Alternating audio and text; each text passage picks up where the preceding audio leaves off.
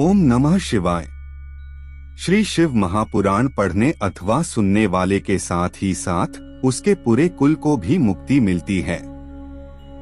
सच्चिदानंद प्रभु शिवजी के चरित्र सुनने, पढ़ने और कहने से भी संपूर्ण पाप नष्ट हो जाते हैं और दोनों लोकों में आनंद प्राप्त होता है। इस प्रस्तुति में संपूर्ण श्री शिव महापुराण आपके सामने प्रस्तुत की गई है। आप अपने कोई अन्य काम करते समय भी इसे सुन सके, इसलिए हमने इसे पूर्ण HD क्वालिटी में बनाया है, जिससे सभी को आसानी से समझ आ सके और प्रभु शिव के चरणों में हम सभी की भक्ति बढ़ती ही रहे। इसमें आपको शिव भक्ति का संपूर्ण ज्ञान अवश्य ही मिलेगा। जो भी व्यक्ति प्रभु शिव को हृदय में बसाकर इसे पढ़ेगा अथवा सुनेगा, उसके सभी दुख कष्ट काल शिवजी हर ले। इसी कामना के साथ आइए शुरू करते हैं। ओम नमः शिवाय। भगवान सदाशिव एवं भगवती सती का यह चरित्र परम पवित्र तथा आनंद बढ़ाने वाला है। इसको सुनने से कीर्ति तथा आयु की वृद्धि होती है। यह चरित्र संपूर्ण पापों को नष्ट करने वाला तथा शत्रुओं पर विजय प्राप्त कराने वाला है। शिव और सती का यह चरित्र जो स्वयं पढ़ता है अथवा दूसरों को सुनाता है, वह अपने कुल सहित समस्त विपत्तियों से छूट जाता है और इस संसार में अनेक प्रकार के आनंद का उपभोग करने के पश्चात अंत में शिवलोक को प्राप्त होता है। माँ सती ने शिवजी की निंदा सुन अपने पिता के यज्ञ में खुद को कैसे भस्म कर लिया, ये हम पिछली शिव पुराण की कथा में देख चुके। इस कथा में देखेंगे कि सती वियोग में कैसे शिवजी संसारी मनुष्यों की तरह मोह में शोक से व्याकुल हो उठे, सती के मृत शरीर को उठाकर सृष्टि का भ्रमण करने लगे। जिस स्थान पर सती ने अपना शरीर का त्याग किया था, उस स्थान पर एक परम प्रकाशवान ज्योतिपुंज का उदय हुआ। वह ज्योतिपुंज पश्चिम दिशा की ओर एक देश में गिर गया। तब उस ज्योतिपुंज का नाम ज्वाला भवानी हुआ। उसकी सेवा करने से संपूर्ण मनोरथों की प्राप्ति होती है। उसको ज्वाला देवी भी कहा जाता है। कल्पभेद के अनुसार सती के अन्य अंग भी प्रकट हुए हैं।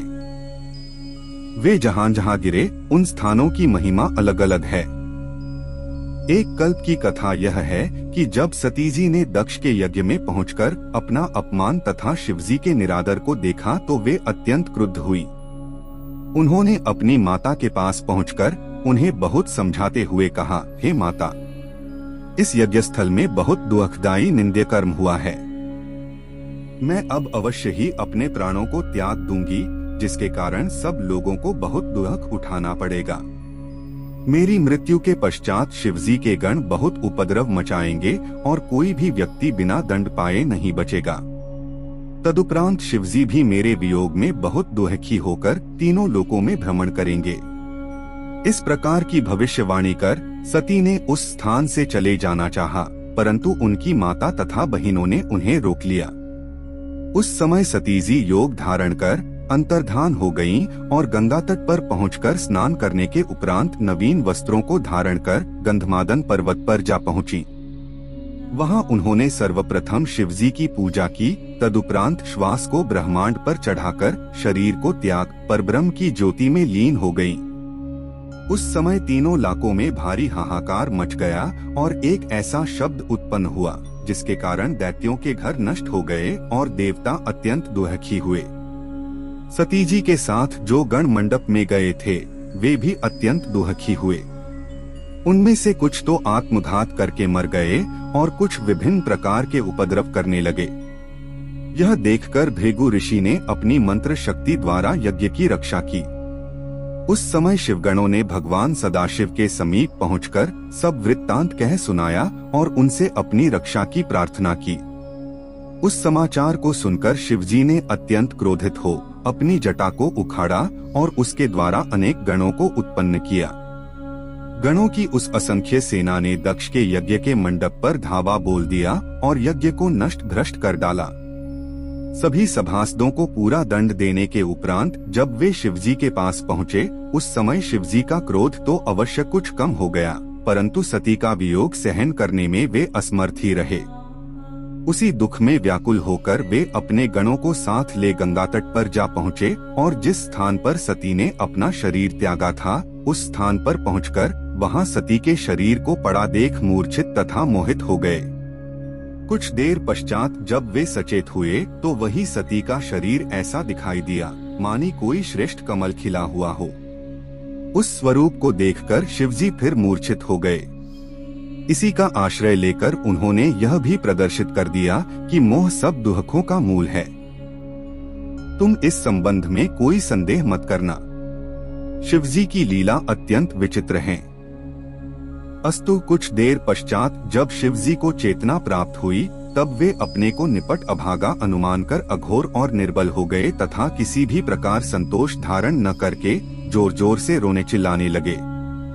हे प्राण प्रिय, तुम्हारे तिरछे नेत्रों को देखे बिना मुझे बेचैनी हो रही है। भला तुम इतनी निष्ठुर कैसे हो गई कि मुझसे बोलती तक नहीं हो। इस प्रकार कहते हुए शिवजी ने सती जी के मृत शरीर को अपने हाथ में उठाकर हृदय से लगा लिया। तदुपरांत उसे बार बार कंठ से लगाकर चूमने लगे। इस प्रकार अपने प्रेम को प्रदर्शित करते हुए ये फिर मूर्छित हो गए। कुछ देर बाद जब उन्हें चेतना प्राप्त हुई तो वे सती के मृत शरीर को अपने कंधे पर लादकर घोर दुहक उठाते हुए चारों ओर भ्रमण करने लगे। उन्होंने संपूर्ण देश, पर्वत, द्वीप, समुद्र, वन, लोकालोक, सप्तशृंग पर्वत आदि संपूर्ण पृथ्वी का भ्रमण किया। तदुपरांत वे भरतखंड में आकर देव नदी के तट पर खड़े हो गए। उस स्थान पर एक बरगद का बहुत बड़ा तथा श्रेष्ठ वृक्ष था। वहीं दौड़ दौड़ कर शिवजी ने रुदन करना आरंभ कर दिया। साथ ही सती, प्रिय आदि अनेक नाम ले लेकर वे सती को पुकारने लगे। उस समय उनके नेत्रों से आंसुओं की धारा बह चली। जिस स्थान पर भगवान सदाशिव के आंसू गिरे वह स्थान नेत्र सरोवर नामक तीर्थ के रूप में प्रसिद्ध हुआ। उस तीर्थ में स्नान करने से मनुष्य को अपने संपूर्ण मनोरथों की प्राप्ति होती है। वह स्थान तपस्वियों के लिए श्रेष्ठ तपोभूमि है। उस तीर्थ पर स्नान करने से संपूर्ण पाप नष्ट हो जाते हैं। उस सरोवर की लंबाई का प्रमाण 2 योजन है। अस्तु वहां कुछ समय ठहरने के पश्चात शिवजी फिर आगे चल दिए। मार्ग में चलते हुए जिन जिन स्थानों पर सती के मृत शरीर का कोई अंग पृथक होकर गिर पड़ा वे स्थान सिद्धपीठ के नाम से प्रसिद्ध हुए। उन सिद्धपीठ स्थानों की पूजा करने से संपूर्ण मनोरथों की प्राप्ति होती है। उक्त स्थानों पर भगवती महामाया अपनी संपूर्ण कलाओं सहित निवास कर अपने भक्तों को सर्वस्व प्रदान करती हैं। इस प्रकार लीला करने के उपरांत शिवजी एक स्थान पर जाकर बैठ गए। सती के मृत शरीर का जो भाग शेष रह गया था वहां उन्होंने उसका मृत दाह संस्कार किया। तदुपरांत उनकी हड्डियों को एकत्रित कर एक माला बनाई जिसे उन्होंने अपने कंठ में धारण कर लिया। फिर चिता की भस्म को अपने शरीर पर मलकर वे उसी स्थान पर बैठ गए और प्राणेश्वरी, भवानी आदि नामों द्वारा सती का स्मरण करते हुए रो रो कर व्याकुल होने लगे। उन्होंने परब्रह्म होते हुए भी ऐसी लीलाओं द्वारा सबको मोहित कर लिया। भगवान सदाशिव के इस चरित्र को पढ़ने तथा सुनने से भी मुक्ति की प्राप्ति होती है। सिद्धपीठों का संपूर्ण वृत्तांत इस प्रकार है। देवपुर नामक परम रमणीक पर्वत पर सती जी के दोनों चरण गिरे। उस स्थान पर महाभागा देवी प्रकट हुई। वहां कात्यायनी सिद्धपीठ प्रकट हुआ। वहां भी शिवलिंग विराजमान है। ब्रह्मा जी ने, विष्णु जी ने तथा संपूर्ण सृष्टि ने उस स्थान की पूजा की। कामशैल पर्वत पर सती जी की योनि गिरी। वहां कामाक्षा नामक देवी की उत्पत्ति हुई। उन्हें कामाख्या भी कहा जाता है। सती जी की अग्नि द्वारा पूर्णशैल पर्वत पर पूर्णेश्वरी भवानी शिवलिंग सहित प्रकट हुई। जलंधर नामक पर्वत पर सती के कुछ गिरे जिससे वहां चंडी नामक देवी का सिद्धपीठ प्रकट हुआ।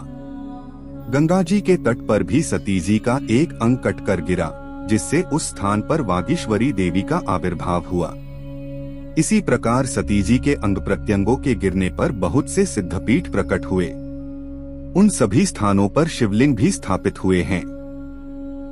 ब्रह्मा जी ने, विष्णु जी ने तथा अन्य सभी देवताओं ने उन सिद्धपीठों का दर्शन कर संपूर्ण मनोरथों को पूर्ण किया है।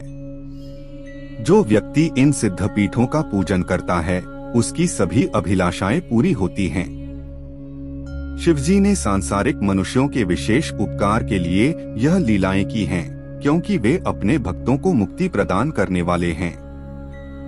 शिवजी तथा भवानी संपूर्ण सृष्टि के माता पिता है। तीनों लोकों में उनकी समता का कोई स्त्री पुरुष नहीं है। वे दोनों लोक परलोक का सुख प्रदान करने वाले हैं और तीनों लोकों में सबसे बड़े हैं। इस प्रकृति का मूल जगदम्बा सती द्वारा ही है। ब्रह्मा जी तथा विष्णु जी आदि सब देवता उन्हीं भवानी के सेवक हैं। शिवजी साक्षात परब्रह्म, निर्गुण, सुगुण तथा अप्रमेय हैं। शिव तथा भवानी की सेवा करने वाले मनुष्य भवसागर से पार हो जाते हैं। दक्ष के यज्ञ में शरीर त्यागने के पश्चात सती जी ने पर्वतराज हिमाचल के घर उनकी मैना नामक पत्नी के गर्भ से जन्म लिया। वहां उन्होंने अनेक प्रकार की श्रेष्ठ लीलाएं करके अपने माता पिता को बहुत आनंद दिया तथा उनकी आज्ञा लेकर शिवजी की तपस्या की। फिर शिवजी के साथ ही उनका विवाह हुआ। उन्होंने शिवजी की अर्धांगिनी होकर देवताओं के संपूर्ण दुख दूर किए। इन सब का वर्णन हमने आने वाली शिव पुराण की कथाओं में देखा है। शिव और शक्ति अपने भक्तों पर प्रसन्न होकर उन्हें सब प्रकार के आनंद प्रदान करते हैं। वे संपूर्ण सृष्टि के माता पिता हैं और उनसे बाहर कोई भी नहीं है। जब प्राणी के मन में यह विवेक उत्पन्न हो जाता है और इस बात का भली भांति ज्ञान हो जाता है कि शिव और शक्ति ही सृष्टि के मूल कारण हैं, तब वह सांसारिक बंधनों से मुक्त होकर परमपद को प्राप्त कर लेता है।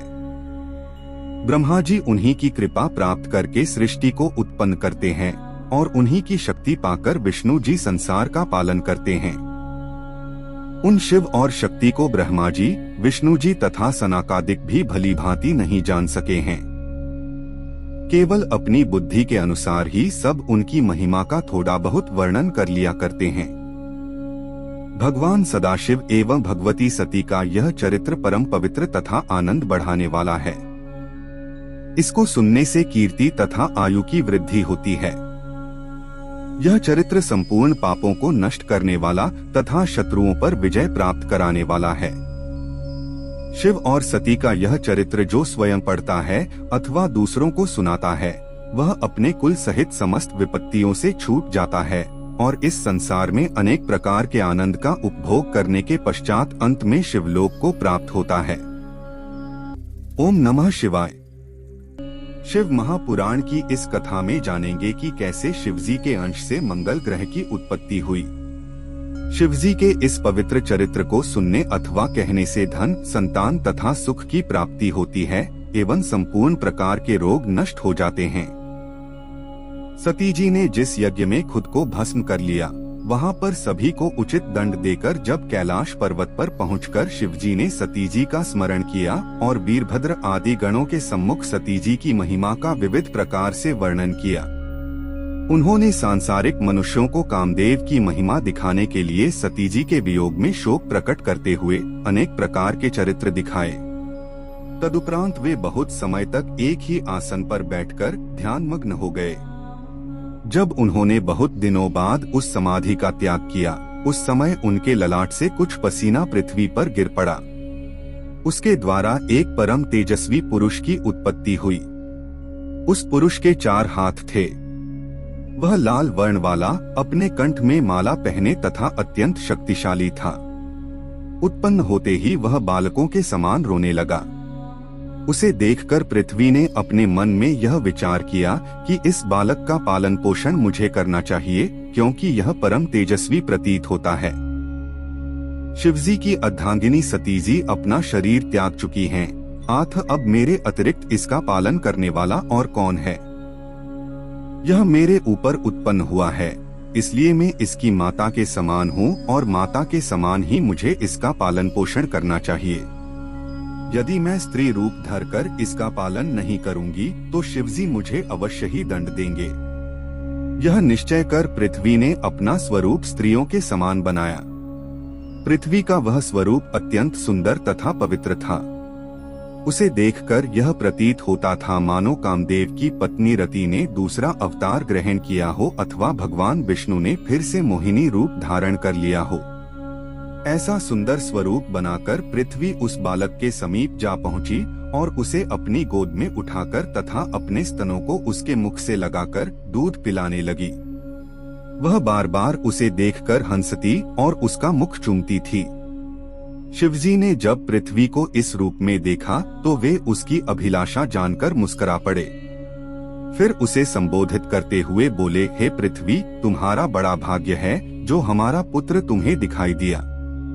तुम प्रसन्नतापूर्वक इसका पालन करो।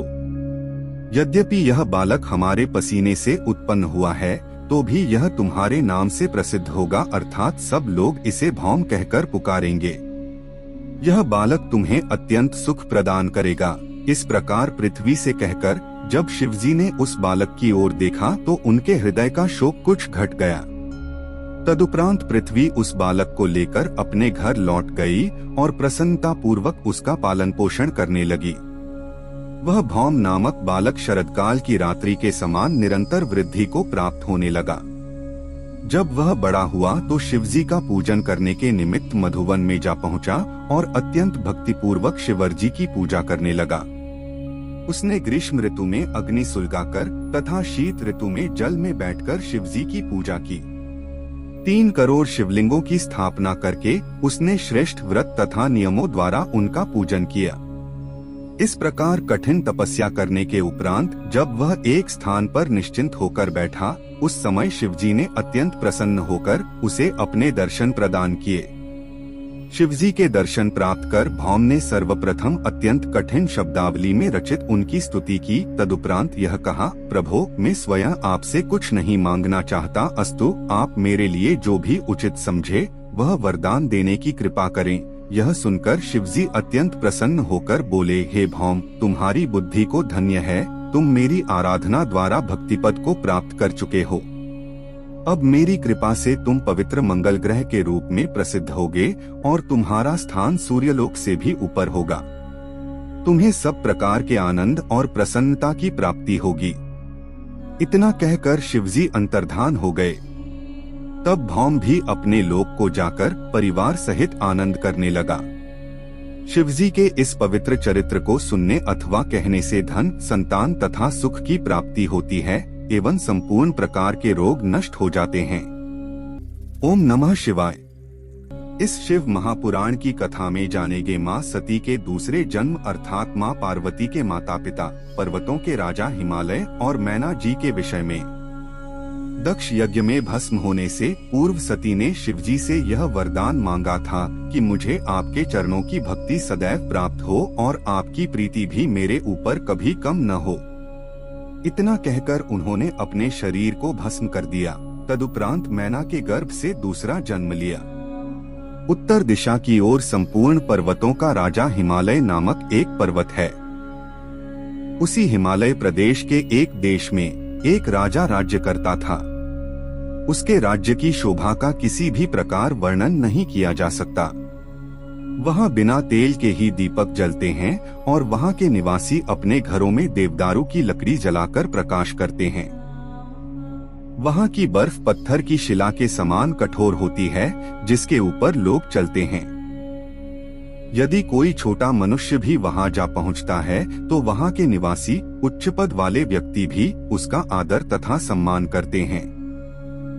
उस पर्वत पर ऐसी गायें हैं कि लोग उनकी पूंछ का मोरछल बनाते हैं और वे वन में निर्भय होकर स्वच्छंद विचरण किया करती हैं। वहाँ की स्त्रियां भी निर्भय होकर स्वच्छंद जहाँ जी चाहे वहाँ घूमती रहती हैं। सहस्रों प्रकार के सुगंधित पुष्प वहाँ सर्वत्र खिले रहते हैं। सर्वप्रथम जब ब्रह्मा जी ने यह विचार किया कि पर्वतों का राजा किसे बनाना चाहिए, तब उन्होंने हिमालय पर्वत में संपूर्ण लक्षण देखकर उसे राजा बनाना निश्चित किया, क्योंकि यह पर्वतराज विष्णु के अंश से उत्पन्न हुआ है। उसका संपूर्ण शरीर देवताओं के समान सुंदर है तथा उसका स्वरूप सत्पुरुषों के समान है। वह विशाल शरीरधारी, पुष्ट, परम तेजस्वी, निष्पाप तथा बहुत बुद्धिमान है और वह अपने समान आप ही है। वह न तो औरों को दिखाई देता है और न कोई उसके पास पहुंच ही सकता है। पर्वतों का स्वामी होने के पश्चात वह नीतिपूर्वक राज्य करता हुआ प्रजा का पालन करने लगा। उसकी प्रजा भी शुद्ध आचरण वाली तथा व्रत नियमों को धारण कर धर्म मार्ग पर सदैव दृढ़ रहती थी। जिस प्रकार सूर्य पृथ्वी से रस लेता है तथा वर्षा द्वारा पुनः उसी को दे देता है, उसी प्रकार वह राजा भी अपनी प्रजा से जो कर लेता था उस सब को उसी की भलाई में व्यय कर देता था। हिमाचल संपूर्ण राज्य लक्षणों को धारण किए हुए था। वह परम शास्त्रज्ञ, बुद्धिमान तथा दूरदर्शी था। वह चिकित्सा तथा उपाय से रहित होकर अपने शरीर का पालन करता था और किसी कार्य में शीघ्रता नहीं दिखाता था। वह दूसरों के आनंद के लिए धन संचित करता था और इसलिए मौन रहता था कि अधिक न बोलने से श्रेष्ठ बुद्धि की प्राप्ति होती है। शक्तिशाली होते हुए भी वह दीन बना रहता था। त्याग तथा संतोष की कीर्ति का प्रकाश बढ़ाकर उसने अहंकार से अपना संबंध तोड़ लिया था। यद्यपि वह युवा था तो भी वृद्ध पिता की भांति अपनी पुत्ररूपी प्रजा का उदारता पूर्वक पालन करता था। वह दंड देने योग्य व्यक्तियों को इसलिए दंड देता था ताकि धर्म स्थिर बना रहे। वह प्रत्येक विद्या तथा गुण का ज्ञाता था। उसके राज्य में चोरों ने चोरी करना छोड़ दिया और वे वेद की आज्ञानुसार चलने लगे। उसके मित्र उसके प्रति हृदय में सच्चा स्नेह रखते थे। उसके राज्य में किसी को कष्ट नहीं था। उस श्रेष्ठ राजा के विवाह के लिए सब देवताओं ने उद्योग किया। उन्होंने अपने मनोरथ की पूर्ति के हेतु पितरों से कहा कि आप अपनी बड़ी पुत्री, जिसका नाम मैना है, का विवाह हिमाचल के साथ कर दीजिए। ऐसा करने से देवताओं के अनेक कार्य सिद्ध होंगे तथा सब लोगों के दुख दूर हो जाएंगे। अपनी पुत्रियों के शाप का स्मरण कर पितरों ने देवताओं की यह बात स्वीकार कर ली तथा एक शुभ लग्न में मैना का विवाह हिमालय के साथ कर दिया। विवाह में आनंद मंगल की जो जो रीतियां होती हैं, वे सब यथाविधि संपन्न हुई। उस विवाह को देखकर ब्रह्मा जी, विष्णु जी को तथा देवताओं को यह समझकर विशेष प्रसन्नता हो रही थी कि इसके घर में जो पुत्री उत्पन्न होगी वह भगवान सदाशिव को ब्याही जाएगी। अस्तु, विवाह हो जाने के उपरांत हिमाचल मैना को साथ ले अपने घर को लौट गए।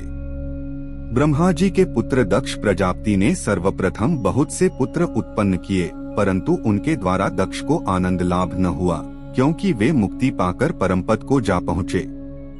तब यह देखकर दक्ष प्रजापति ने 7 कन्याएं उत्पन्न की और उनका विवाह चंद्रमा आदि के साथ कर दिया। यह वृत्तांत पहले ही सुना चुका हूँ। दक्ष की उन पुत्रियों में एक लड़की का नाम स्वया था। उसका विवाह पितरों के साथ हुआ। स्वया के गर्भ से 3 कन्याओं ने जन्म लिया। उनमें सबसे बड़ी का नाम मैना, मंझली का नाम धन्या तथा छोटी का नाम कलावती था। प्रातःकाल के समय जो मनुष्य इनका नाम लेता है उसके संपूर्ण मनोरथ पूरे होते हैं। इनके शुद्ध चरित्र को सुनने से आनंद की प्राप्ति होती है, क्योंकि तीनों लोकों में सम्मान प्राप्त करने वाली ये इसी योग्य हैं। एक दिन की बात है कि ये तीनों कन्याएं श्वेतद्वीप में जाकर क्षीर समुद्र के निकट भगवान विष्णु के समीप जा पहुंची और यहाँ विष्णु जी के दर्शन करने के उपरांत उनकी स्तुति करके उनकी आज्ञा से वहीं एक स्थान पर बैठ गईं। कुछ देर पश्चात सनकादिक भी वहां जा पहुँचे। उन्होंने दूर से ही भगवान विष्णु को प्रणाम किया। सनकादिक को आते देखकर वहां उपस्थित सभी लोग उठकर खड़े हो गए तथा सम्मान पूर्वक उन्हें प्रणाम करने लगे, परंतु वे तीनों कन्याएं अपने स्थान पर ज्यों की त्यों बैठी रहीं। उन्होंने न तो सनकादिक को प्रणाम किया और न उनका सम्मान ही किया। दूसरों को दोष भले ही दे दिया जाए, परंतु सत्य बात तो यह है कि शिवजी की जो इच्छा होती है वही होता है। भगवान सदाशिव की आज्ञा को ही भाग्य अथवा कर्म कहते हैं। अस्तु, उन तीनों कन्याओं की ढिठाई को देखकर सनत कुमार को बहुत क्रोध आ गया। यद्यपि वे लोग बुद्धिमान, अहंकार रहित तथा परमहंस हैं, परंतु उस समय शिवजी की माया में पड़कर वे अपने ज्ञान को भुला बैठे। भला तीनों लोकों में ऐसा कौन है जो शिवजी की माया तथा इच्छा पर विजय प्राप्त कर सके? अस्तु, सनत कुमार ने उनको संबोधित करके कहा, अरे तुम तीनों बहनें परम मूर्ख हो। तुम वेद के आशय को नहीं समझ पाई हो और तुमने यह बात नहीं जानी है कि ब्राह्मण समस्त प्राणियों द्वारा पूजा जाने योग्य है। तुमने अहंकार के वशीभूत हो मनुष्यों के समान अपने मार्ग को त्याग दिया है और हमारा बहुत निरादर किया है। अतः हम तुम्हें यह शाप देते हैं कि तुम देवभूमि स्वर्ग को त्याग कर मनुष्यों के देश में जाकर रहो। इस शाप को सुनकर वे तीनों आश्चर्यचकित रह गईं और सनत कुमार की प्रार्थना करती हुई बोली, हे मुनि, हमसे यह बड़ा भारी अपराध हुआ जो आपका सम्मान नहीं किया। वास्तव में यह अपराध हमसे मनुष्य के समान ही बन पड़ा है। उसका फल भी हम प्राप्त कर चुकी हैं। परंतु अब हम आपसे यह प्रार्थना करती हैं कि आप हमें यह वरदान दें कि जिस समय हमारा पाप नष्ट हो जाए तब हम फिर इसी स्वरूप को प्राप्त कर लें। उनके इन विनीत वचनों को सुनकर सनत कुमार अत्यंत प्रसन्न हुए और बोले, हे कन्याओं, तुम्हारी प्रार्थना सुनकर हमारे मन का क्रोध दूर हो गया है। अस्तु, हम प्रसन्न होकर तुम्हें यह वर देते हैं कि तुम में जो बड़ी कन्या है वह विष्णु के अंश से उत्पन्न पर्वतराज हिमाचल की पत्नी होगी और उसके गर्भ से जो लड़की उत्पन्न होगी वह शिवरानी होकर अपने लोगों का सब पाप नष्ट कर देगी। मंझली कन्या का विवाह त्रेतायुग में राजा जनक के साथ होगा। उसके गर्भ से सीता का जन्म होगा जो भगवान रामचंद्र के साथ ब्याही जाएंगी। तीसरी बहन का विवाह द्वापर युग में वैश्य वर्ण वृषभानु के साथ होगा। उसकी पुत्री राधा भगवान श्री कृष्ण की प्रेसी होंगी। इस प्रकार तुम तीनों ही पुनः अपनी गति को प्राप्त होकर स्वर्ग में आ पहुंचोगी। इतना कहकर सनकादिक वहां से चले गए। तब वे तीनों कन्याएं भी अपने पिता के घर लौट आईं। ओम नमः शिवाय। शिवरानी के अवतार की यह कथा अत्यंत आनंद प्रदान करने वाली है। जो कोई शिव शक्ति को हृदय में बसाकर इस कथा को सुनता अथवा पढ़ता है वे परम पद प्राप्त कर मनवांछित फल प्राप्त करता है। जब हिमाचल विवाह करके अपने घर लौटे उस समय उनके राज्य में बहुत आनंद मनाया गया। तदुपरांत देवता तथा ऋषि मुनि आदि अपने मनोरथों की पूर्ति के लिए हिमाचल के समीप पहुँचे। हिमाचल ने सबका स्वागत सत्कार करते हुए कहा, आज मेरा अहोभाग्य है जो आप सबने यहाँ पधारकर मेरे घर को पवित्र किया है। अब आप मुझे अपना सेवक जानकर कोई आज्ञा दीजिए। हिमाचल के इन विनम्र वचनों को सुनकर देवताओं ने अत्यंत प्रसन्न होकर कहा, हे हिमाचल, हम लोग तुम्हारे पास इसलिए आए हैं कि तुम्हारे द्वारा देवताओं के कार्य की सिद्धि होगी। तुम यह तो जानते ही हो कि सती ने दक्ष के यज्ञ में अपना शरीर त्याग दिया था।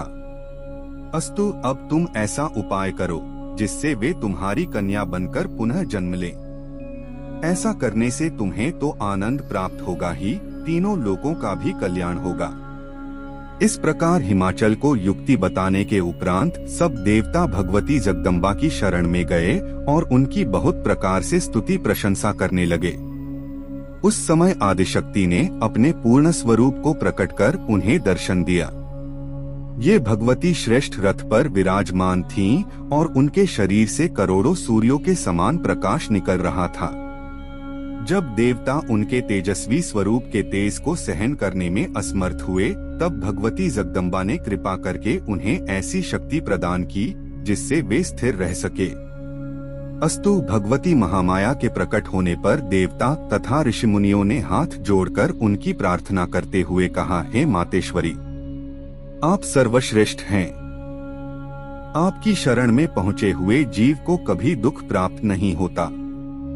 हे जगदम्बे, अब हम आपकी शरण में आए हैं। अस्तु, आप हमारे मनोरथों को पूर्ण करें, अर्थात पृथ्वी पर दूसरा जन्म लेकर शिवरानी का पद ग्रहण करें, जिससे सब देवताओं का दुख दूर हो तथा ब्रह्मा एवं विष्णु को भी प्रसन्नता प्राप्त हो। इसके अतिरिक्त सनत कुमार जो भविष्यवाणी कर चुके हैं उसको पूर्ण करना भी आपका ही कार्य है। अस्तु, आप हमारी इस प्रार्थना को अवश्य स्वीकार करने की कृपा करें। देवताओं द्वारा की गई इस प्रार्थना को सुनकर भगवती जगदम्बा ने अत्यंत प्रसन्न होकर मधुर वाणी में कहा, हे देवताओं, हमारी अपनी भी यही इच्छा थी। अब हम तुम्हारी प्रार्थना को स्वीकार कर अवश्य ही अवतार लेंगी। हिमाचल तथा मैना हमें प्राप्त करने के लिए तप कर रहे हैं। उनसे बड़ा भक्त अन्य कोई नहीं है। अतः उन्हीं के घर हम प्रकट होंगी। अब तुम सब लोग हमारे कथन पर विश्वास रखकर अपने अपने घरों को जाओ। हम तुम्हारे दुख को अवश्य ही दूर करेंगी। और सुनो, हम तुम पर एक गुप्त रहस्य और प्रकट किए देती हैं। वह यह है कि शिवजी ने भी हमारे दोबारा अवतार लेने के लिए अनेक उपाय किए हैं। जब से हमने दक्ष प्रजापति के यज्ञ में शरीर त्यागा है, तब से वे संसार से विरक्त होकर हमारे वियोग में अत्यंत दुखी हैं। उन्होंने हमारे शरीर की भस्म को अपने शरीर में मल रखा है और हमारी हड्डियों की माला को कंठ में पहन रखा है। हमारे वियोग दुख में दुखी होकर वे अब तक अकेले ही वनों में भ्रमण करते रहे हैं और देवताओं की सभा में नहीं गए हैं। अस्तु, तुम मन में किसी प्रकार का संदेह मत करो। तुम्हारे संपूर्ण दुख अवश्य ही दूर हो जाएंगे। इतना कहकर भगवती जगदम्बा अंतर्धान हो गईं। तब सब देवता भी उन्हें प्रणाम करके अपने अपने घर लौट गए। इस चरित्र को जो कोई सुनेगा अथवा सुनाएगा, उसे परम पद की प्राप्ति होगी और उसके यहाँ धन, संतान आदि की निरंतर वृद्धि होती रहेगी। हिमाचल ने जब अपनी पत्नी मैना को देवताओं की आज्ञा सुनाई तो मैना को बहुत प्रसन्नता हुई। तदुपरांत दोनों पति पत्नी गृहस्थ धर्म का अति उत्तम रीति से पालन करने लगे। मैना ने शिवजी की सेवा पूजा आरंभ कर दी तथा प्रतिदिन उन्हीं कार्यों में अपना समय व्यतीत करने लगी, जिनके करने से शिवजी प्रसन्न होते हैं। दोनों पति पत्नी शिव तथा शिवरानी के स्मरण एवं ध्यान में मग्न हो गए। शिवजी के भक्त परम धन्य हैं। वे लोक तथा परलोक में अत्यंत आनंद तथा पुण्य प्राप्त करते हैं तथा अपने कुल को ही नहीं अपितु औरों के कुल को भी मुक्त कर देते हैं।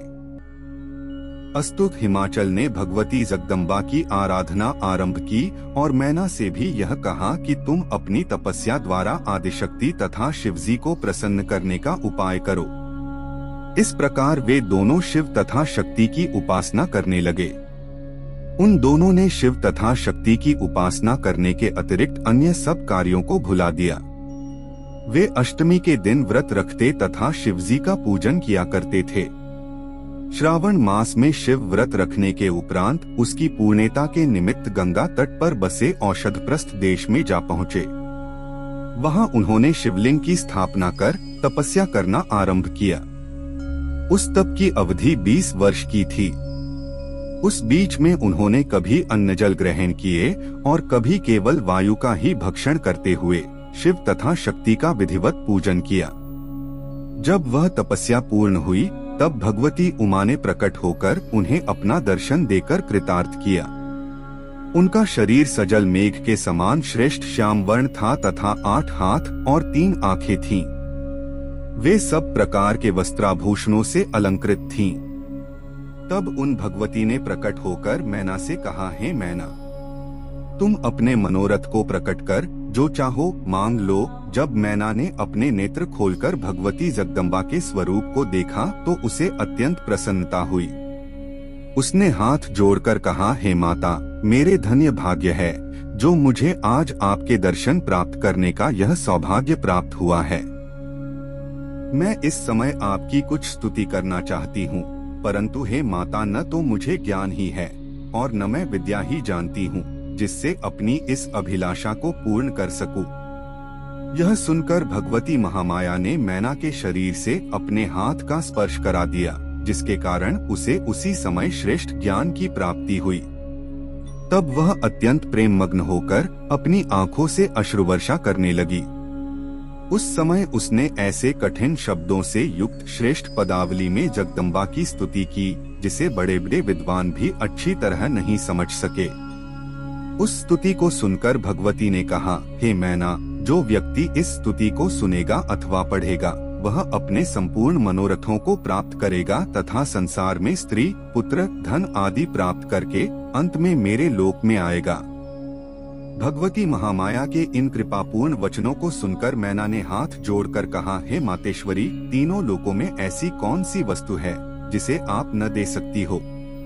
अस्तु, अब मेरी आपसे यही प्रार्थना है कि सर्वप्रथम मेरे गर्भ से अत्यंत धीर, वीर तथा गुणी पुत्रों का जन्म हो। वे ब्रह्मज्ञानी होकर अपने कुल का मान बढ़ाएं तथा दोनों वैश्यों को मुक्ति देने वाले सिद्ध हों। तदुपरांत मेरे गर्भ से एक ऐसी कन्या का जन्म हो जो सब बातों में आपके समान ही हो, तीनों लोकों में उसके समान और कोई न हो, और वह देवताओं की दुखरूपी जड़ को काटने में कुल्हाड़ी के समान सिद्ध हो सके। मैना की इस प्रार्थना को सुनकर भगवती जगदम्बा ने मुस्कुराकर कहा, हे मैना, तुम्हारी बुद्धि को धन्य है जो तुमने ऐसा वर मांगा है। मैं तुम्हें इच्छित वर देती हूँ और यह बताती हूँ कि तुमने जिस प्रकार 100 पुत्रों की कामना की है, वे तुम्हारे गर्भ से उसी रूप में जन्म लेंगे, परंतु अपने समान मैं स्वयं ही हूँ। अस्तु, तुम्हारी मनोभिलाषा की पूर्ति हेतु मैं स्वयं ही तुम्हारे घर में अवतार लूंगी। इतना कहकर भगवती जगदम्बा अंतर्धान हो गयी। तब जिस दिशा की ओर वे अंतर्धान हुई थीं, उस दिशा की ओर प्रणाम करने के पश्चात मैना भी अपने घर को लौट चली। जब उसने घर जाकर हिमाचल को सबैव वृत्तांत सुनाया तो वे अत्यंत प्रसन्न हुए और उन्होंने मैना की बहुत प्रकार से प्रशंसा की। तदुपरांत हिमाचल ने इस उपलक्ष्य में एक बहुत बड़ा उत्सव मनाया। जब मैना ने शक्ति को अपने ऊपर प्रसन्न देखा, तब वह आनंदित हो अपने घर लौट आई। सर्वप्रथम उसने 100 पुत्रों को जन्म दिया। वे सब मैनाक तथा क्रौंच आदि नाम से प्रसिद्ध हुए। उनके शरीर बहुत लंबे थे। वे सब अत्यंत बलवान, बुद्धिमान तथा गुणवान हुए। इसके पश्चात सतीजी ने हिमाचल के हृदय में प्रवेश किया ताकि उनके सब मनोरथ पूर्ण हो सकें। हिमाचल ने सतीजी के उस तेज को शुभ घड़ी प्राप्त कर मैना में स्थित कर दिया। जिस समय से सतीजी मैना के गर्भ में आई, उस समय से मैना का शरीर अत्यंत तेजस्वी हो गया। उस गर्भ को धारण कर मैना ऐसी सुंदर तथा तेजस्विनी हो गई जैसी पहले कभी नहीं थी। हिमाचल की यह अवस्था थी कि वे बारंबार मैना के निकट पहुँचते तथा मैना की सखी सहेलियों द्वारा यह पूछवाते कि उसे किसी वस्तु की आवश्यकता तो नहीं है। मैना लज्जित होकर कोई उत्तर नहीं देती थी, परंतु वह जिस वस्तु की इच्छा करती वह स्वयं ही प्रकट हो जाया करती थी। ऐसी कोई भी वस्तु नहीं थी जिसे प्राप्त करने में मैना को कोई कठिनाई हुई हो। मैना का गर्भ जितना अधिक बढ़ता जाता था, उतना ही उसका तेज भी अधिक होता जाता था। गर्भावस्था में जिन रीतियों तथा उत्सवों को करना उचित है, उन सबको हिमाचल ने बड़ी धूमधाम के साथ संपन्न किया। उन्होंने सब लोगों को इच्छानुसार दान दिया तथा ब्राह्मणों, देवताओं एवं अतिथियों की भली भांति पूजा की। उन्हीं दिनों ब्रह्मा जी, विष्णु जी तथा अन्य सब देवता शिवरानी की गर्भस्तुति करने हेतु हिमाचल के घर गए और अपने कर्तव्य को पूरा करने के उपरांत लौट गए। जब गर्भकेनी महीने व्यतीत हुए और 10वां मास पूरा होने लगा, उस समय आकाश तथा पृथ्वी में शुभ शकुन होने लगे। आकाश पूर्णतः निर्मल हो गया और उसका प्रकाश बढ़ गया। सभी अशुभ ग्रह लुप्त हो गए। उस समय ऋषिमुनि तथा देवता पुष्प वर्षा करने लगे एवं गंधर्व, सिद्ध, चारण, किन्नर, अप्सरा तथा विद्याधर अपनी स्त्रियों सहित नाचने गाने लगे। इस प्रकार मधुमास की शुक्ल पक्ष नवमी को मृगशिरा नक्षत्र में अर्धरात्रि के समय भगवती महामाया ने उस अपार आनंद के बीच मैना के गर्भ से पार्वती रूप में जन्म ग्रहण किया। कालिका पुराण में भी यह कथा लिखी हुई है। उस समय ब्रह्मा जी तथा विष्णु जी सब देवताओं सहित संपूर्ण सामग्रियों को साथ लेकर हिमाचल के स्थान पर जा पहुँचे। सबने अपनी अपनी बुद्धि के अनुसार शिवरानी की स्तुति एवं प्रशंसा की। उस समय अनेक प्रकार के बाजे बज रहे थे तथा पुष्प वर्षा हो रही थी। देवताओं ने उन आदिशक्ति की स्तुति करते हुए इस प्रकार कहा, हे जगदम्बे, आपकी जय हो। आप तीनों लोकों की माता तथा भगवान भूत भावन की अर्धांगिनी हैं। आप हमारी विपत्तियों का नाश करें, क्योंकि हमारे मन की कोई भी अभिलाषा आपसे छिपी नहीं है। हे आदिशक्ति, सृष्टि के सभी जीव आपके सेवक हैं। ब्रह्मा, विष्णु तथा शिव आपके पुत्र कहे जाते हैं तथा तीनों गुणों की उत्पत्ति आपसे ही हुई है। आप ब्रह्मस्वरूप आदिशक्ति बनकर सब जीवों में निवास करती हैं तथा सबसे भिन्न भी रहती हैं। वेदों ने आपकी महिमा का कुछ वर्णन किया है, परंतु पार नहीं पा सके हैं। नारद, शारद, शुक्र तथा सनकादिक बुद्धिमान मुनि और देवता वाचाल होने पर भी आपकी महिमा का बहुत थोड़ा ही वर्णन कर सके हैं। उपनिषद इस बात को कहते हैं कि यदि किसी मूर्ख पर भी आपकी कृपा हो जाए तो वह आपकी स्तुति करने में समर्थ हो सकता है। आप अपने भक्तों को मुक्ति प्रदान करती हैं तथा करोड़ों कलाओं को अपने वश में किए रहती हैं। अहंकार को नष्ट करने वाली हैं। वेद और वेदांत सब में आप सन्निहित है। हे भगवती, आपके सहस्र नाम जिनका वर्णन करना वाणी की सामर्थ्य से परे है, इस प्रकार बहुत स्तुति करने के उपरांत सब लोग अपने अपने घर को लौट गए। जब भगवती महामाया ने यह अवतार ग्रहण किया और सब देवता उनकी स्तुति प्रशंसा करने के उपरांत अपने अपने स्थान को लौट गए, उस समय हिमाचल ने बड़ी धूमधाम से अपनी पुत्री का जन्म महोत्सव मनाया। मैना उन्हें आदिशक्ति का अवतार पहचान कर अत्यंत प्रसन्न हुई। उस समय भगवती जगदम्बा ने भी अष्टभुजी स्वरूप धारण कर मैना को अपना दर्शन देकर कृतार्थ किया। उस स्वरूप का वर्णन करना अत्यंत कठिन है। वे भगवती 8 भुजाएं, 3 नेत्र एवं ज्योतिपूर्ण वस्त्रालंकारों को धारण किए हुए थीं। मैना ने जब उनको इस स्वरूप में देखा तो उनकी बहुत प्रकार से प्रशंसा करते हुए यह कहा, हे भगवती, आपने अत्यंत कृपा करके मेरे घर में अवतार लिया है। मेरी यही प्रार्थना है कि आपका यह स्वरूप मेरे हृदय में सदैव स्थित रहे। अब आप कृपा करके पुनः अपना बाल स्वरूप धारण कर मुझे सुख पहुँचाइए। मैना की प्रार्थना सुनकर भगवती महामाया ने उसे सांत्वना देते हुए कहा, हे मैना, मैंने इस समय यह स्वरूप केवल इसीलिए धारण किया है ताकि तुम्हारे हृदय में यह विश्वास हो सके कि मैं वही देवी हूँ जिसे तुमने वरदान प्राप्त करते समय देखा था। अब तुम अपने मन में निश्चिंत हो जाओ। इतना कहकर भगवती जगदम्बा ने पुनः बाल स्वरूप धारण कर लिया और नवजात शिशु की भांति रुदन करने लगी। हिमाचल को भी उस समय बहुत हर्ष हुआ।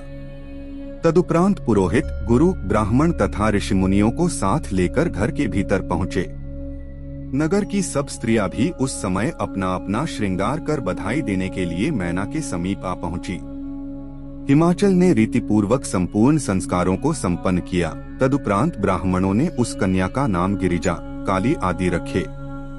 बालस्वरूपा शिवरानी ने संसारी बालिकाओं की भांति ही अनेक चरित्र करके माता पिता को प्रसन्न करना आरंभ किया। जो जो उनकी आयु बढ़ती जाती थी, वे विविध प्रकार के चरित्रों द्वारा सबको प्रसन्नता प्रदान करती थीं। वे कभी गोद में लिपटकर मुस्कुराती, कभी अपनी तोतली वाणी से ऐसी बातें कहती थीं, जिनको सुन अत्यंत प्रसन्नता प्राप्त होती थी। कुछ समय में ही उन्हें उमा, शिवरानी सुनकर माता पिता आदि नामों से भी पुकारा जाने लगा। संसारी रीति के अनुसार उन्होंने विद्या अध्ययन भी प्रारंभ किया और कुछ ही समय में संपूर्ण विद्याओं में निधान हो गईं। बाल्यावस्था व्यतीत हो जाने पर जब उन्होंने युवावस्था में प्रवेश किया, उस समय की उनकी सुंदरता का वर्णन किसी भी प्रकार नहीं किया जा सकता। वे ऐसी अनन्य स्वरूपा थीं कि उन्हें उत्पन्न करने के पश्चात ब्रह्मा जी उन जैसी सुंदरता अन्य किसी भी प्राणी को प्रदान नहीं कर सके। मानो गिरिजा को उत्पन्न करने के पश्चात उनका सृष्टि रचना का संपूर्ण परिश्रम सफल हो गया हो। तीनों लोकों में उन जैसी स्त्री अन्य कोई नहीं है। रति तथा भगवान विष्णु के मोहिनी रूप की महिमा भी उनके सौंदर्य के समक्ष नहीं ठहर पाती, इसलिए यही कहना उचित है कि वे अपनी उपमा आप ही थीं। ओम नमः शिवाय। श्री शिव महापुराण की इस कथा में जानेंगे कि कैसे शिवजी ने कामदेव को भस्म किया। एक समय शिवजी ने यह इच्छा की कि हम परिश्रम पूर्वक तप करें तथा अपने नाम का स्वयं स्मरण करें। यह विचार कर वे अपने गणों सहित हिमालय पर्वत की ओर चले। जब वे हिमालय पर्वत पर पहुँचे तो उन्होंने अपने डमरू को बजाना आरंभ कर दिया। उस स्थान पर गंगा जी की धारा बह रही थी और औषधियों का केंद्र होने के कारण वह जगह औषधप्रस्थ के नाम से प्रसिद्ध थी। वहाँ पक्षी मधुर ध्वनि में चहचहाते थे तथा अनेक प्रकार के रंग बिरंगे पुष्प खिले हुए थे। उस श्रेष्ठ स्थान को देखकर शिवजी तप करने की इच्छा से वहीं बैठ गए और अपने स्वरूप का ध्यान धरने लगे। उन्होंने कुंभक, रेचक तथा पूरक इन तीनों प्रकार के प्राणायाम को करना आरंभ कर दिया। उनके नंदी, भृंगी आदि गण भी शिवजी का ध्यान धरते हुए उसी स्थान पर बैठ। जब हिमाचल ने भगवान सदाशिव के आगमन का समाचार सुना तो वे बड़ी सजधज के साथ उनके समीप जा पहुँचे। फिर शिवजी की बहुत प्रकार से स्तुति प्रशंसा करते हुए बोले, हे प्रभो, मेरे धन्य भाग्य हैं जो आप यहाँ पधारे हैं। अब आप मुझे कोई आज्ञा दीजिए जिसका पालन करके मैं कृतार्थ हो जाऊं। यह सुनकर शिवजी ने हंसते हुए कहा, हे पर्वतराज, हम यहाँ तपस्या करने के हेतु आए हैं और कुछ दिनों तक यहीं निवास करेंगे। हम केवल यही चाहते हैं कि जब तक हम यहाँ रहें तब तक हमारे समीप कोई न आने पावे। हिमाचल ने इस आज्ञा को शिरोधार्य करते हुए कहा, हे स्वामी, आप जो चाहते हैं वही होगा। मेरा यह परम सौभाग्य है कि आपने यहाँ पधार कर मुझे प्रतिष्ठा प्रदान की है। इतना कहकर हिमाचल शिवजी की आज्ञा लेकर अपने घर लौट आए और सब जगह यह राजाज्ञा घोषित करा दी कि औषध प्रस्थ पर कोई व्यक्ति न जाने पाए। यदि कोई जाएगा तो वह मृत्यु दंड पाएगा। इस आज्ञा के उपरांत हिमाचल अपनी पुत्री गिरिजा को साथ लेकर फिर शिवजी की सेवा में पहुँचे और उनकी स्तुति प्रशंसा करने के उपरांत बोले, हे प्रभो, यदि आप आज्ञा दें तो मेरी कन्या गिरिजा अपनी सखियों सहित यहाँ आपकी सेवा करती रहे।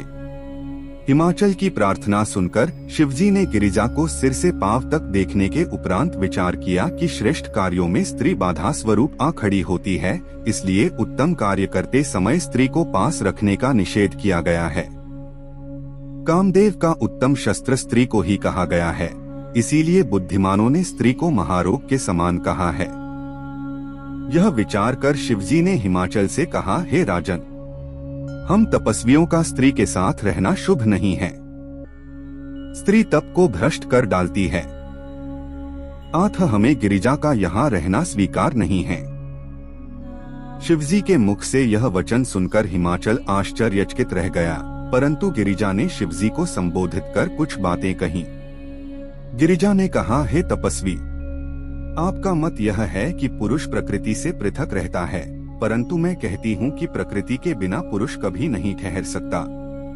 इस संसार में जो कुछ भी दृष्टिगोचर होता है वह सब प्रकृति का स्वरूप है। प्रकृति जड़ तथा चैतन्य को अपने वश में रखती है। आपकी समझ में तो पुरुष और प्रकृति अलग अलग हैं, परंतु मेरी समझ में पुरुष प्रकृति से मिला हुआ है, क्योंकि कहना, सुनना तथा तपस्या करना आदि सब कार्य माया के रूप हैं। जो पुरुष माया से अलग है उसे तो तपस्या करते समय किसी के द्वारा विघ्न डाले जाने का भय होना ही नहीं चाहिए।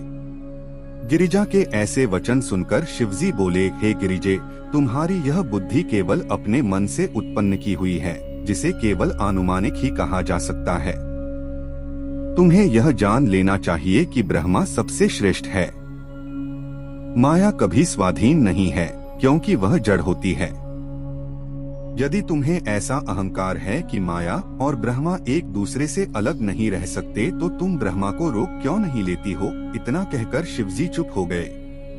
तब हिमाचल शिवजी की स्तुति करने के उपरांत अपने घर को लौट गए, परंतु गिरिजा को सखियों सहित वहीं छोड़ गए। इस बार शिवजी ने भी उनसे यह आग्रह नहीं किया कि वे गिरिजा को लौटा ले जाएं। अस्तु गिरिजा प्रतिदिन अपनी सखियों सहित शिवजी की सेवा करने लगी। वे वन से अनेक प्रकार के पुष्प आदि तोड़कर लाती और शिवजी का पूजन किया करती थीं, परंतु शिवजी का चित्त किसी भी प्रकार चलायमान न हुआ। गिरिजा अपने मन में विचार किया करती थी कि शिवजी मुझे किस समय स्वीकार करेंगे। उधर शिवजी भी अपने मन में यह सोचते कि यदि मैं गिरिजा को इसी समय ग्रहण कर लूंगा तो इसे अपने मन में बहुत अहंकार हो जाएगा। इसके अतिरिक्त तीनों लोकों में मेरी निंदा भी होगी, क्योंकि उस समय लोग यह कहेंगे कि शिवजी ने काम के आवेश में गिरिजा को ही स्वीकार कर लिया। अस्तु, जब गिरिजा मेरे लिए बहुत तपस्या करेगी तब मैं इसके मनोरथ को पूर्ण करूंगा।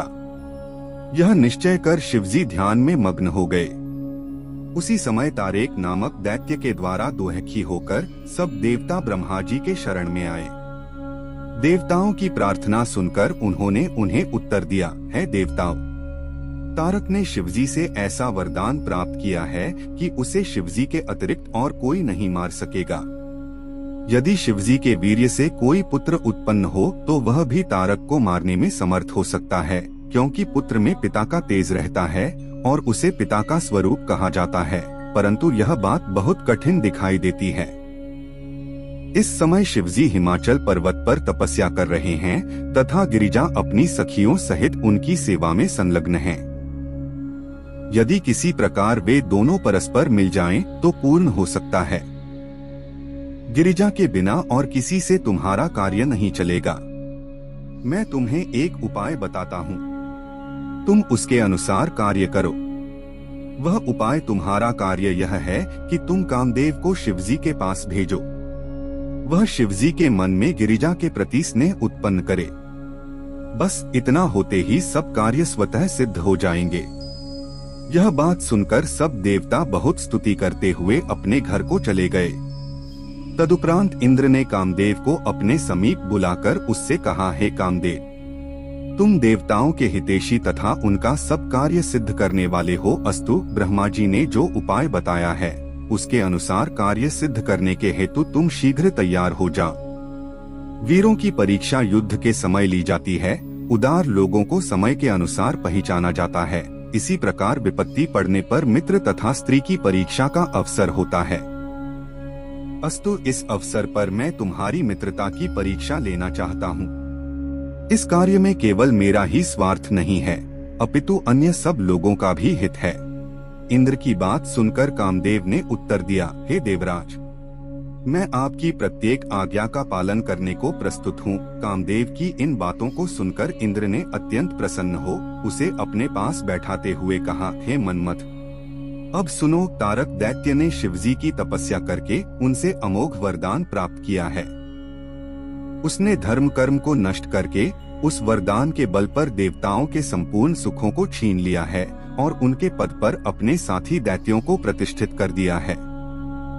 उसके ऊपर देवताओं के सभी अस्त्र शस्त्र निष्फल हो गए हैं। इस कारण सभी देवता अत्यंत चिंतित एवं दुखी हैं। ब्रह्मा जी ने इस कष्ट से मुक्ति प्राप्त करने का यह उपाय बतलाया है कि शिवजी के वीर्य द्वारा किसी पुत्र की उत्पत्ति हो तो वह तारकासुर का वध करने में समर्थ हो सकेगा। शिवजी स्वयं अपने भक्त तारक को अपने हाथ से नहीं मारेंगे। अब कहना यह है कि इस समय शिवजी हिमाचल पर्वत पर बैठे हुए तपस्या कर रहे हैं तथा गिरिजा अपनी सखियों सहित उनकी सेवा में संलग्न हैं। तुम अपनी माया द्वारा शिवजी को मोहित करके उनका संयोग गिरिजा के साथ करा दो। ऐसा करने से शिवजी के द्वारा पुत्र उत्पन्न होना संभव हो जाएगा। इंद्र की इस बात को कामदेव ने स्वीकार कर लिया। तदुपरांत वह शिवजी पर विजय प्राप्त करने के हेतु इंद्र से विदा लेकर अपनी पत्नी के साथ चल दिया। जिस समय वह चला उस समय अनेक प्रकार के अपशकुन होने लगे। उन्हीं के वशीभूत होकर उसने उन अपशकुनों पर कोई विचार नहीं किया।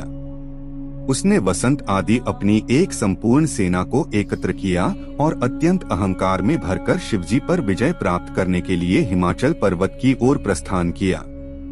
मार्ग में वह इस बात पर निरंतर विचार करता चला जा रहा था कि मैं शिवजी के ऊपर किस प्रकार विजय पाऊंगा।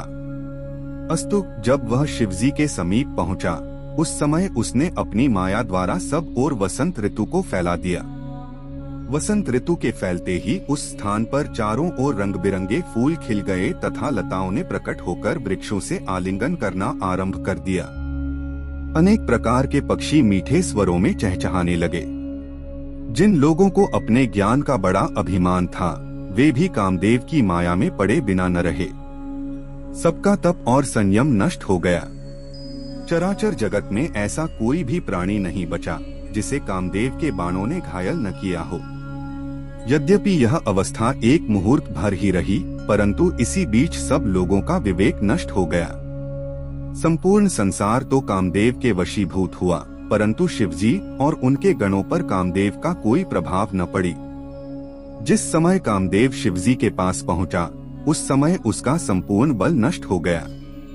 कामदेव की शक्ति क्षीण होते ही संसार के सभी प्राणी उसी प्रकार पूर्व स्थिति में आ गए, जिस प्रकार की नशा उतर जाने पर मनुष्य होश में आ जाता है।